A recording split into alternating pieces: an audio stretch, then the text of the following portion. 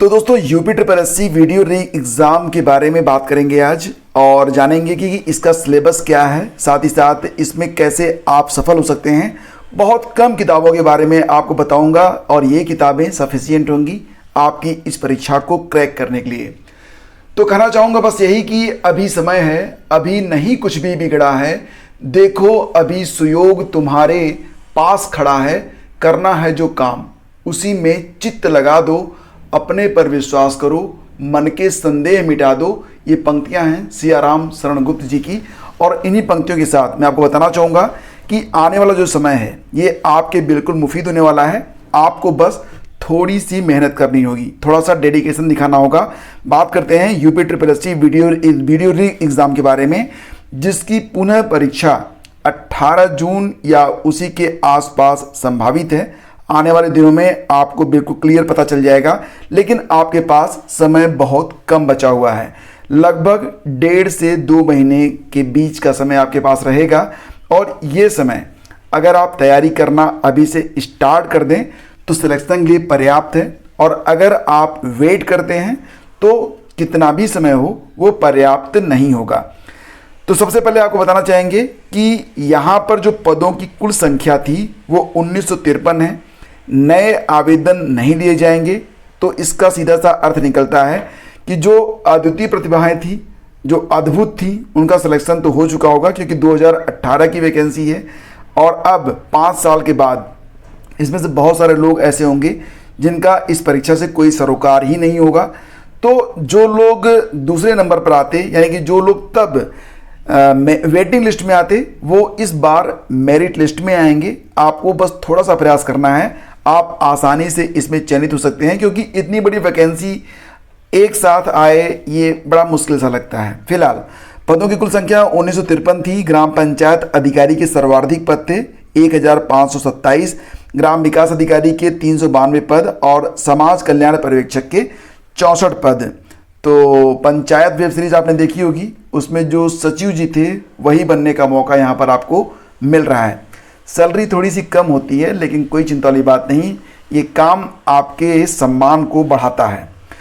तो बात करते हैं परीक्षा योजना तथा पाठ्यक्रम के बारे में। सबसे पहले समझिए परीक्षा की योजना क्या होती है। तो आपको 2 घंटे में एक पेपर हल करना होगा, जिसमें कुल मिला के 150 प्रश्न होंगे।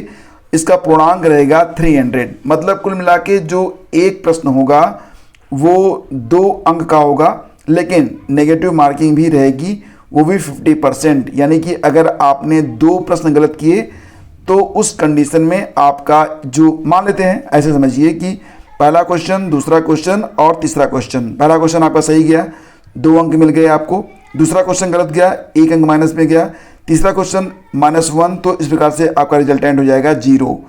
तो माइनस मार्किंग बड़ी ज़बरदस्त है। हिंदी परिज्ञान और लेखन योग्यता से 50 प्रश्न, सामान्य बुद्धि परीक्षण यानी कि रीजनिंग से 50 प्रश्न और सामान्य जानकारी से 50 प्रश्न। तो कुल मिला के 150 प्रश्नों को आपको 2 घंटे में हल करना होगा।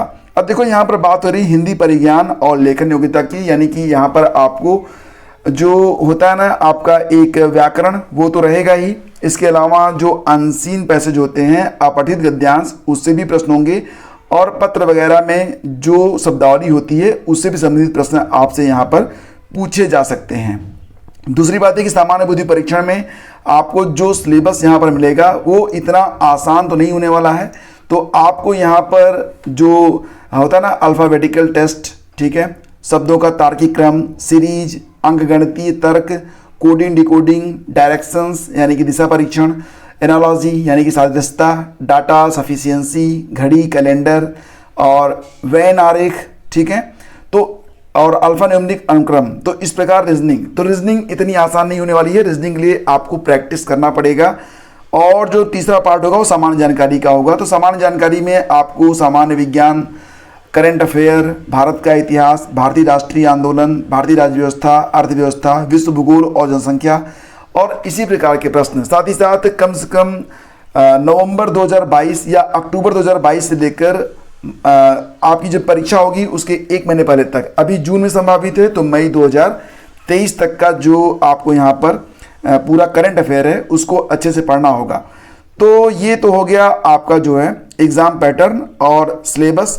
अब हम बात करेंगे यहाँ पर कि अगर आप तैयारी करना चाहते हैं तो कौन कौन सी किताबें आप इस्तेमाल में ला सकते हैं। सबसे पहले बात करते हैं हिंदी के बारे में। तो हिंदी के व्याकरण की बहुत सारी किताबें मार्केट में उपलब्ध हैं। कोई भी एक किताब जो सबसे सरल भाषा में आपको लगे, जिस पर आपका कॉन्फिडेंस जमता हो, उसको ले आइए। मैं नाम नहीं बताऊंगा, लेकिन बहुत सारी किताबें बहुत चर्चित रहती हैं, बहुत सारे यूट्यूबर आपको बता चुके होंगे। तो कोई भी किताब ले लीजिए, ये आपकी मर्जी पर है, सारी किताबें अच्छी हैं। दूसरी बात, रीजनिंग के लिए आप RS अग्रवाल या क्रेन पब्लिकेशन में से कोई भी एक किताब ले लीजिए। और अगर आपका मीडियम हिंदी है तो हिंदी में लीजिए, अगर इंग्लिश है तो इंग्लिश में लीजिए। वैसे कोई फ़र्क इससे पड़ता नहीं, क्योंकि जब बात होती है रीजनिंग की तो वो इंग्लिश में ही समझ में ज़्यादा आता है, लेकिन हिंदी में अगर रहेगा तो जो हिंदी भाषी होते हैं उनका कॉन्फिडेंस उसमें ज़्यादा जमता है। बात करते हैं सामान्य ज्ञान के बारे में। तो सामान्य ज्ञान के लिए जो भी टॉपिक यहाँ पर होंगे, लाइक एज भारतीय इतिहास, विश्व भूगोल, कंप्यूटर, वर्तमान घटनाएं। अब करंट अफेयर के लिए आप चाहें तो जो मार्केट में कोई भी वार्षिकी है उसको ले सकते हैं, लेकिन अगर आप चाहें तो हमारे जो नोट्स हैं वो भी आप यूज़ में ला सकते हैं। हमारे नोट्स भी टू द पॉइंट हैं, वन लाइनर हैं और सरल भाषा में लिखे गए हैं। इसके अलावा आपको जैसे किताबें, लेखक, ये सब चीज़ें जो होती हैं करंट अफेयर में ही आ जाएंगी। तो आपको बेसिकली जो तैयार करना होगा वो वही सिलेबस है जो कि आपने अभी तक तैयार किया हुआ है। लाइक एज यही हो गया आपका, मतलब इतिहास, भूगोल, नागरिक शास्त्र, विश्व भूगोल, ठीक है, और पर्यावरण, साथ ही साथ कुछ प्रश्न यूपी से भी रहेंगे। तो सारी चीज़ें तो मैं आपको पढ़ा ही रहा हूँ। तो सामान्य ज्ञान के लिए आप लुसेंट या एक घटना चक्र की जीका करके आती है, उसमें इन दोनों में से कोई भी एक लेके उसको 2-3 बार पढ़िए। आपके सारे जो डाउट्स हैं क्लियर हो जाएंगे काफ़ी हद तक। और अगर आपको थोड़ा सा डिटेल में जानना है किसी भी टॉपिक के बारे में तो इसके लिए इंटरनेट का इस्तेमाल कीजिए या फिर कोई भी किताब ले लीजिए। बहुत सारी किताबें मार्केट में उपलब्ध हैं। बेहतर होगा कि आप NCERT की बुक से एक बार उस टॉपिक को पढ़ लेंगे। कक्षा 10 तक की जो बुक्स आती हैं, 7, 8, 9, 10, बस इतना पढ़ लेंगे तो वो 2 दिन में क्लियर हो जाएगा सब्जेक्ट पूरा, ठीक है। आपका रिविजन भी हो जाएगा। तो इस प्रकार से आपको यहाँ पर तैयारी करनी है। एक प्रैक्टिस सेट जरूरी है, कोई भी एक प्रैक्टिस सेट जो कि किसी प्रतिष्ठित पब्लिकेशन का हो, जिसमें त्रुटियां कम हो, उसको भी लेके प्रैक्टिस लगाते रहिए। प्रतिदिन कम से कम 50 प्रश्न अभी से लगाना स्टार्ट कर दीजिए। 50 प्रश्न ज़्यादा नहीं होते हैं, 50 प्रश्नों की प्रैक्टिस पर डे करना शुरू कर दीजिए। और जो पुराने क्वेश्चन पेपर हैं उसके लिए भी बहुत सारे सॉल्व मार्केट में उपलब्ध हैं। तो कोई भी एक किताब ले आइए और उसमें से 10 पन्ना या 10 पेज ही प्रतिदिन पढ़ना शुरू कर दीजिए। एक रफ कॉपी जरूर रखिएगा और उसमें वो चीज़ें जो आपको महत्वपूर्ण लगें उसको नोट्स बनाते हुए आगे बढ़िए, ताकि बाद में उसका रिवीजन भी आप अच्छे तरीके से कर सकें। तो फ्रेंड्स, ये आपको बताना चाहूँगा कि IAS PCS मास्टर क्लास आपका जो ये यूट्यूब चैनल है, इस पर लगभग पूरा जो स्टडी मटेरियल है UPSSC वीडियो एग्जाम का, वो सब यहाँ पर पढ़ाया जाएगा। अगर चैनल को आपने अभी तक सब्सक्राइब नहीं किया है तो सब्सक्राइब अभी कर लें। और साथ ही साथ यहाँ पर आपको सारी चीज़ें बहुत ही सुव्यवस्थित तरीके से प्लेलिस्ट बनाकर दी जाएंगी। सारे टॉपिक आपको यहाँ पर सरल भाषा में उपलब्ध कराए जाएंगे, ठीक है। और बहुत सारे नोट्स भी आपको मिलेंगे, जैसे कि हिंदी का नोट्स। अगर आपको जो है किताबों की पृष्ठ संख्या बहुत मोटी मोटी किताबें डराती हैं, तो मैं आपको बहुत जल्द प्रोवाइड करवाऊँगा मात्र कुछ पेजेस के नोट्स, जिनको पढ़ के आप पूरे कॉन्फिडेंस के साथ परीक्षा में बैठ सकते हैं, ठीक है। प्रैक्टिस सेट भी आपको यहाँ पर मिलते रहेंगे। तो जितने भी लोग इस परीक्षा की गंभीरता से तैयारी कर रहे हैं, IAS PCS master class YouTube channel को अभी जो है सब्सक्राइब कर लें।